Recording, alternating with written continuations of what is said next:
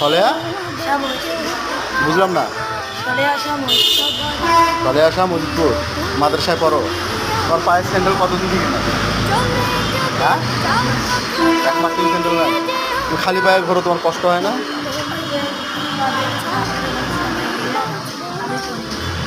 মাজারে তুমি পড়ো? তো তোমার হুজুরে তুমি কি কালেকশনে বাড়াইছো?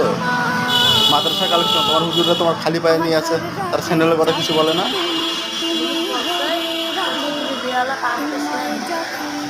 তার থেকে চাইয়ে নাও। আচ্ছা ঠিক আছে, তোমার স্যান্ডেল তুমি এখনে যা, এই পায়ে তোমার খালি পায়ে করো, তোমার খুব কষ্ট হয়। এখনে যা, তুমি 100 টাকা দিয়ে স্যান্ডেল নিবা, ঠিক আছে?